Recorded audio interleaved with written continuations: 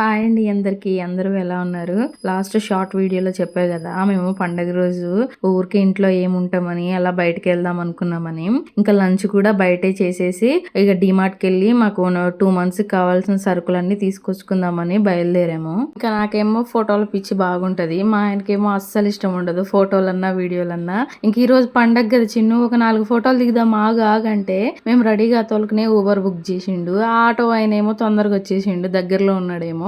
ఇంకా ఊబర్ అన్న కాల్ చేస్తుంటే జున్ను అను మా ఆయన ముందే వెళ్ళి ఆటోలో కూర్చున్నారు. ఇంకా నా కోసం ఆటో వెనక్కి తీసుకొచ్చారు. ఇంకా స్టార్ట్ అయ్యి వెళ్తున్నాము. మా ఆయన ముందే చెప్పిండు ఏమేమి కావాలో అవన్నీ ఒక లిస్ట్ లో ముందే రాసుకో, అక్కడికి పోయినాక కనపడ్డవన్నీ కొంటా అంటే బిల్లు చాలా ఎక్కువైపోతుంది, మనం అనుకున్న బడ్జెట్ లోనే మాక్సిమం కంప్లీట్ చేసి తీసుకొని రావాలని ముందే చెప్పిండు. సరే చిన్ను నీకెందుకు, మనం అనుకున్న బడ్జెట్ లోనే బిల్లు చేస్తానేనని చెప్పి స్టార్ట్ అయ్యాము. ఇంకా డిమార్ట్ కి కూడా వచ్చేసాము. ఇంకా ఆకలి అనిపించింది డిమార్ట్ కి రాగానే. ఇంకా అక్కడ ఏం లేవు, ఈ రోజు ఫెస్టివల్ కదా, అన్ని షాప్స్ క్లోజ్ చేసి ఉన్నాయి. సరే పానీపూరి అన్న తిందామని ఇంకా పోయి నేను మా ఆయన చెరొక ప్లేట్ పానీపూరి తిన్నాం. మేము అసలు నిన్ననే పోదాం అనుకున్నాము. ఇంకా ఫెస్టివల్ రోజు ఎటు కదలకుండా ఇంట్లోనే ఉండొచ్చు, ఇక నిన్న ఈవినింగ్ పోదాం అనుకున్నాం కానీ ఇక మా ఆయన వచ్చే వరకు లేట్ అయిపోయింది. అందులోనూ వర్షం కూడా పడిపోయింది కదా, లేట్ అయిపోయింది వచ్చే వరకు ఇంటికి. ఇంకా సరేలే రేపు ఎట్లా హాలిడేనేగా, రేపు అట్లా బయటకు వెళ్ళి ఇంకా బయట లంచ్ చేసి వద్దాం అనుకున్నాం. మా ఆయన చూడండి వీడియో ఎట్లా తీసిండో, అందుకే నేను ఎక్కువ అసలు మా ఆయనకి మొబైల్ నేను పోతే చిన్న నన్ను ఒక క్లిప్ తీయనంటే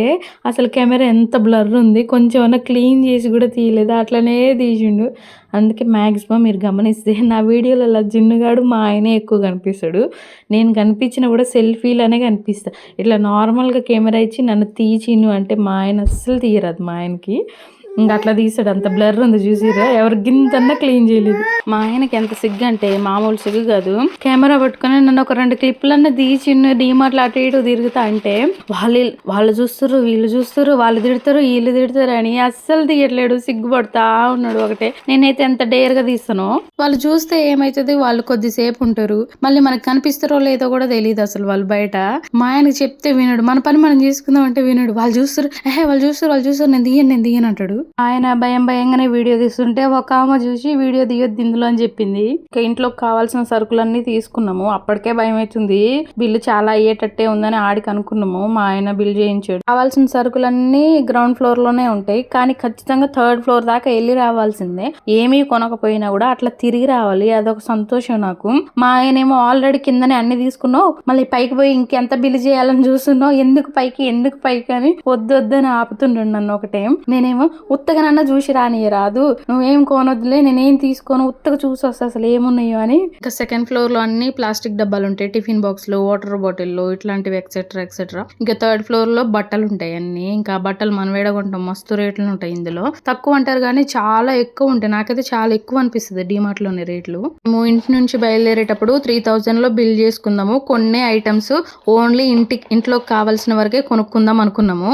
కానీ డిమార్ట్ కి పోతే తెలుసు కదా, మనకి నచ్చని కళ్ళకి ఏది కనిపిస్తే అది మనకు అవసరం ఉన్నా లేకపోయినా కొనాలనిపిస్తూనే ఉంటుంది. అట్లా మాకు 3 bags అయినాయి. ఇంకా 3 బ్యాగులు తీసుకొని ఏ రెస్టారెంట్ కి పోయి కూర్చొని తినాలి చెప్పు ప్రశాంతంగా. అందుకోసమని ఇంకా మా ఆయన అన్నాడు ఈ బ్యాగులన్నీ వేసుకొని ఎక్కడ తిరుగుదాంలే గానీ చిన్నగా ఇంటికి వెళ్ళిపోదాం అని చెప్పారు. అప్పటికే నాకు కూడా ఫుల్ కాళ్ళు నొప్పులు, వద్దనంగా 3 floors తిరిగేసి వచ్చాయి అనమాట. 2 hours నాన్ స్టాప్ గా తిరుగుతూనే ఉండే వరకు నాకు కాళ్ళు నొప్పులు ఫుల్ వచ్చేసినాయి. కానీ నా మీద మా ఆయన కొంచెం కోపంగా ఉండు, నేను ఆన్లైన్ లో ఆర్డర్ పెడతా అన్న మంచిగా, వద్దు డిమార్ట్ కి తీసుకుపో, 3000 బిల్లు చేస్తా అని చెప్పి ఇక్కడికి వచ్చాక 6000 బిల్ అయిందని నా మీద అలిగిండు. నేను ఐస్ క్రీమ్ కొనిపించినంటే ఇంకా అదొక్కటే తక్కువ, తీసుకోపో అన్నాడు. ఏం అవసరం లేదు అయ్యా నాకని నేను అలిగిన అనమాట. ఇంకా అంత మాట అన్నాక మళ్ళీ ఐస్ క్రీమ్ తింటామా ఇక మనం చెప్పు. అయినా నేను అన్ని ఇంట్లోకే తీసుకున్నా, మళ్ళీ నాకు అవసరమైన ఏం తీసుకోవాలి, ప్రతిసారి పోయినప్పుడల్లా వేస్ట్ అన్ని తీసుకుంటా. కానీ ఈసారి అన్ని జున్నుగాడికి పనికొచ్చాయి, ఇంట్లోకి పనికొచ్చాయే తీసుకున్నా. ఇంకా నేను ఐస్ క్రీమ్ వద్దంటున్నాను, మాకు తెలియకుండా మా ఆయన పోయి సైలెంట్ గా ఐస్ క్రీమ్ తీసుకొస్తుండు. మమ్మల్ని ఆటోలో కూర్చోబెట్టి మా ఆయనకి తెలియకుండా వీడియో తీస్తున్నది. ఇంకా ఫస్ట్ అయితే నాకేం వద్దులే, నువ్వే తిను 2 తీసుకొచ్చుకొని, నాకు అవసరం లేదని చాలాసేపు తీసుకోలేదు. ఇంకా సారీలే తీసుకో అంటే ఇక మనం ఆగుతాం. ఇక సరేలే తప్పు ఒప్పుకుండాని తీసుకొని తిన్ననమాట సిగ్గు లేకుండా.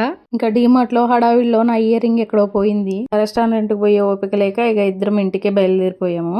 ఇంకా ఇంట్లో ఏదైనా ఫుడ్ ఆర్డర్ పెట్టుకొని తిందాంలే అని ఇంకా రిటర్న్ ఇంటికి వెళ్ళిపోతున్నాం. ఈవినింగ్ ఇంటికి వచ్చాక బిర్యానీ తందూరి చికెన్ ఆర్డర్ పెట్టుకొని తిన్నాం. ఇంకా రూమ్ కి వచ్చాక తీసుకొచ్చుకున్న సరుకులన్నీ లిస్ట్ ప్రకారం ఉన్నాయో లేవో అని అన్ని చెక్ చేసుకుంటే మాకు 500కి బొక్క పడ్డది. అది ఏంటది అనేది షార్ట్ వీడియోలో ఎక్స్ప్లెయిన్ చేస్తాను. అయితే మన ఛానల్ ని కొత్తగా చూస్తున్నారో ప్లీజ్ సబ్స్క్రైబ్ చేసుకోండి. వీడియో నచ్చితే లైక్ చేయండి.